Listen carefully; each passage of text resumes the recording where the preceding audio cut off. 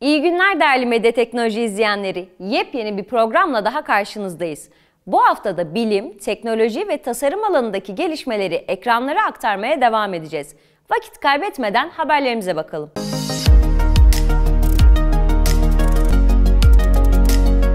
NASA 12 yıl süreceğini düşündüğü uzayda fosil arama çalışmalarına başladı.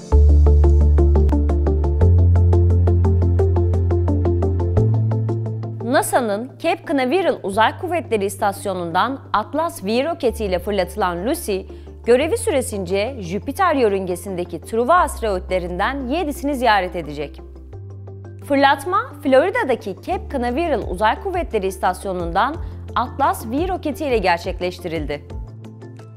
Lucy'nin Güneş sistemindeki fosilleri ortaya çıkarmak için 12 yıl görev yapması bekleniyor.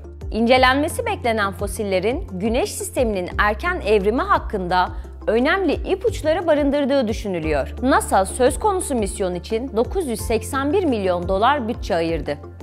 Bu misyonu adına ABD'li paleoantropologlar Donald Johanson ve Tom Gray tarafından 1974 yılında Etiyopya'nın kuzeydoğusundaki Afar bölgesinde bulunan 3,2 milyon yıllık fosilden alıyor. NASA yetkilileri uzay aracının Güneş sisteminin ortaya çıkışına dair önemli bilgiler vereceğini tahmin ediyor. Lucy ayrıca bilimsel araştırmalarda kullanılmak üzere laboratuvar ürünü elmaslardan yapılmış bir disk de taşıyor.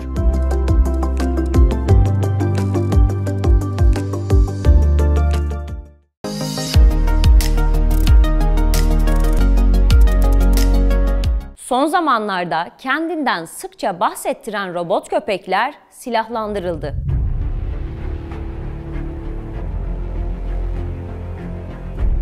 Son dönemlerde internet dünyasına adeta bomba gibi düşen ve internet camiasını ikiye ayırarak bir kısmı korkutan, diğer kısmınsa sevimli bulduğu robot köpekler o kadar da sevimli olmayan bir şekilde tekrar karşımızda. Aslında değişen pek bir şey yok.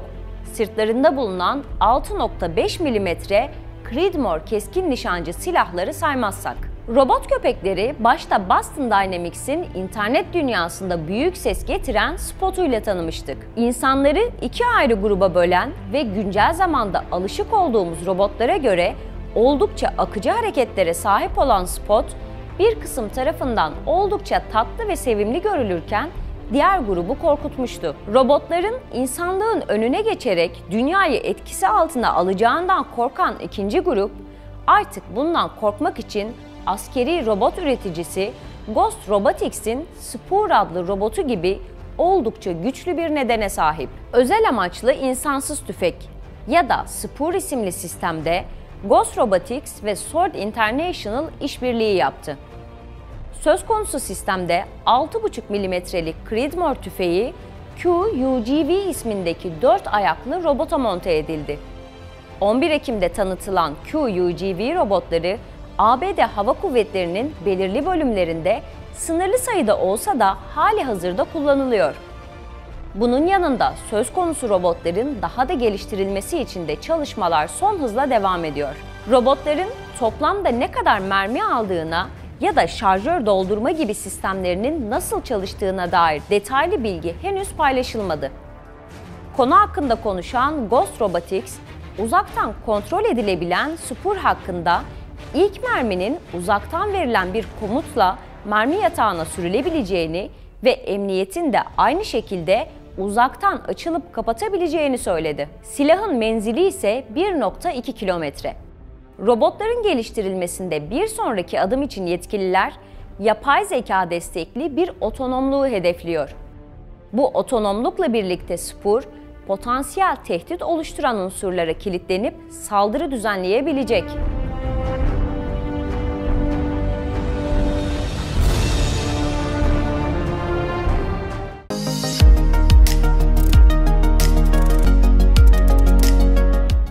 Facebook, yaptığınız her şeyi görecek, duyacak ve hatırlayacak bir yapay zeka üzerinde çalışıyor.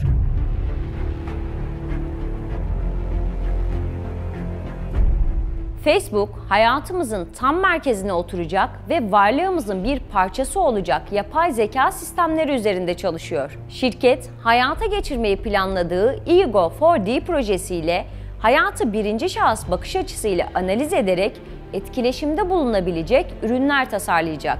Sanal medya ve dijital interaktif ortamlar hiçbir zaman sadece eğlence, vakit geçirme, sosyalleşme gibi imkanlar sağlayan alanlar olmadı. Bunun ötesinde veriler bu vesileyle toplanarak ticari faaliyetler başta olmak üzere iznimiz dışında çeşitli faaliyetler için kullanıldı. Teknoloji ve medya şirketleri gelecek için daha fazlasını isteyerek bu yönde çalışmalar yapmaya devam ediyor. Facebook'un sanal ve artırılmış gerçeklik alanında hayata geçirdiği Facebook Reality Labs kapsamında geliştirilen Ray-Ban Stories gözlükler geçtiğimiz günlerde satışa sunulmaya başlandı.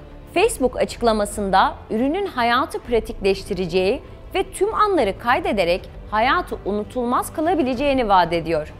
Fakat şirketin kişisel verilerin güvenliği konusunda kaybettiği güven sebebiyle ürün bazı ilgilileri tedirgin etti. Facebook'un üzerinde çalıştığı Ego 4D projesi de bu tedirginlikleri artıracak gibi görünüyor. Facebook AI YouTube kanalında yayınlanan bir videoda Ego 4D projesi tanıtıldı. Projenin ve söz konusu ürünlerin amacı kişilerin gündelik yaşamlarını daha kolay hale getirmek. Örneğin, anahtarımı nerede unuttum? Bu sözü kim söylemişti? Ya da bunu daha önce ne şekilde yapmıştım gibi sorulara cevap veriliyor ve gündelik hayat içerisinde karşılaşılan anların daha detaylı analizi yapılmasına olanak sağlıyor. Ego 4D projesi bir dataset olarak da karşımıza çıkıyor. Facebook'un toplamak için 13 üniversite ile çalıştığı bu dataset, şimdiye kadar oluşturulanların en büyüğü olarak görülüyor. Facebook AI araştırma bilimcisi Kristen Graham'ın datasetin hem ölçek hem de çeşitlilik açısından türünün ilk örneği olduğunu söyledi.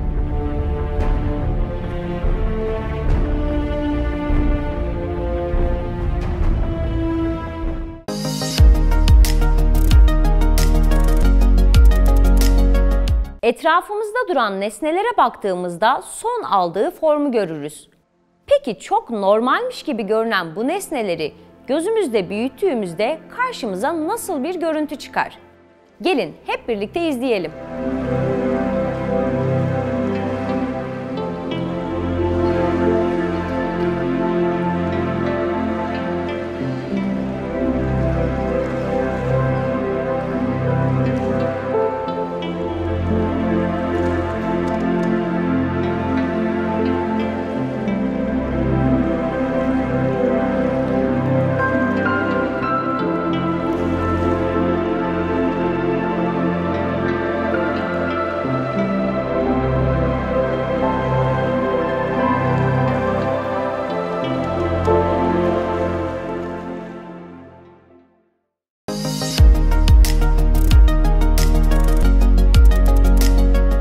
Son 50 yılda uzay çalışmaları, genetik mühendislik, dijital alan çalışmaları başta olmak üzere neredeyse her alanda gelişme kaydedildi.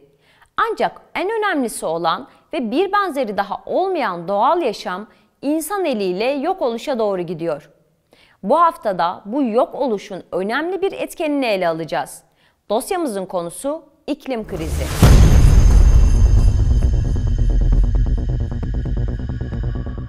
İnsan faaliyetleri nedeniyle dünya sıcaklıkları yükseliyor ve iklim değişikliği artık insan yaşamının her yönünü tehdit ediyor. Kontrolsüz bırakılırsa insanlar ve doğa kötüleşen kuraklıklar, deniz seviyesinin daha fazla yükselmesi ve türlerin kitlesel olarak yok oluşuyla birlikte felaketle sonuçlanan bir ısınma yaşayacak. Dünya büyük zorluklarla karşı karşıya. Ancak tüm geç kalınmışlığıyla bile potansiyel çözümler hala var. İklim bir yerde uzun yıllar boyunca görülen ortalama hava durumudur. İklim değişikliği bu ortalama koşullarda gerçekleşen değişimi ifade eder. Şu anda gördüğümüz hızlı iklim değişikliğine insanların doğal alanları yok etmesi, fabrikalar ve ulaşım için petrol, gaz ve kömür kullanması neden oluyor. Bu fosil yakıtlar yandığında çoğunlukla karbondioksit olmak üzere sera gazları salar. Bu gazlar Güneşin ısısını hapseder ve gezegenin sıcaklığının yükselmesine neden olur.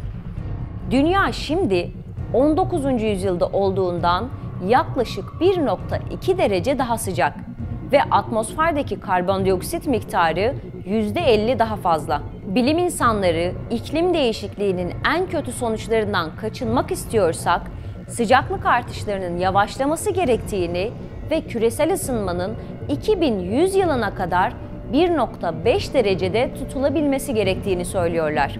Aksi durum felaketle yüz yüze kalmak olacak. Bununla birlikte daha fazla önlem alınmazsa gezegen bu yüzyılın sonuna kadar hala 2 dereceden fazla ısınabilir.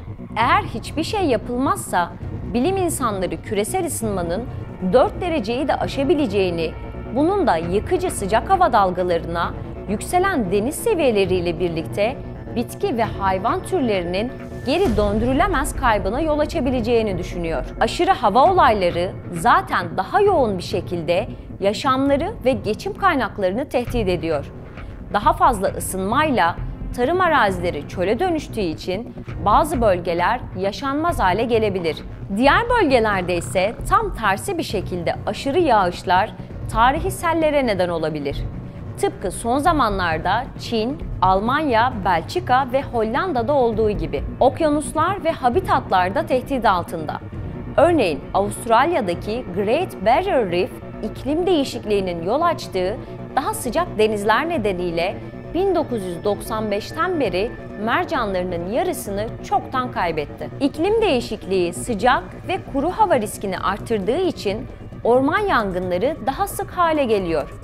Sibirya gibi yerlerde donmuş topraklar eridikçe yüzyıllardır hapsedilmiş sera gazları atmosfere salınacak ve iklim değişikliğini daha da kötüleştirecek. Daha sıcak bir dünyada hayvanlar yaşamak için ihtiyaç duydukları yiyecek ve suyu bulmakta zorlanacaklar. Örneğin güvendikleri buzlar eridikçe kutup ayıları ölebilir ve filler günde ihtiyaç duydukları 150-300 litre suyu bulmakta zorlanabilir. Bilim insanları önlem alınmazsa bu yüzyılda en az 550 türün yok olabileceğini belirtiyor. Araştırmalara göre iklim değişikliğinin dünyanın farklı bölgelerinde farklı etkileri vardır.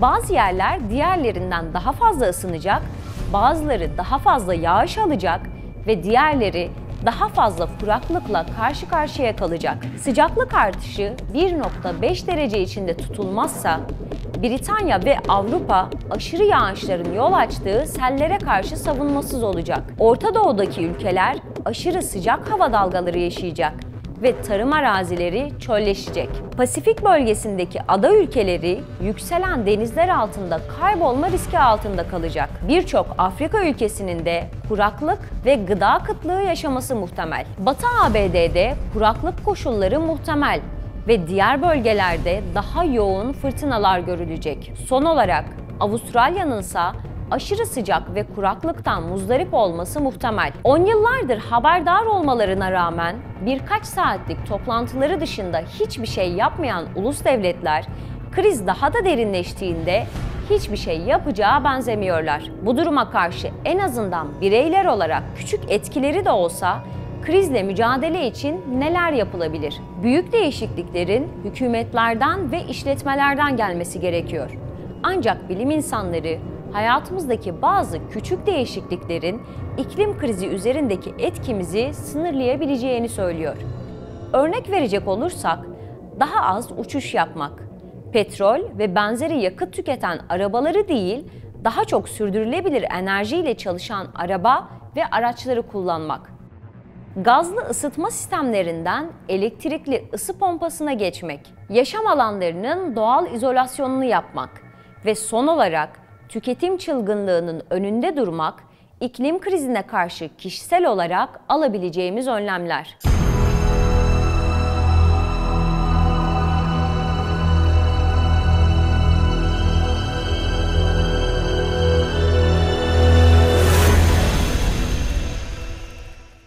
Evet değerli izleyiciler, bir programın daha sonuna geldik.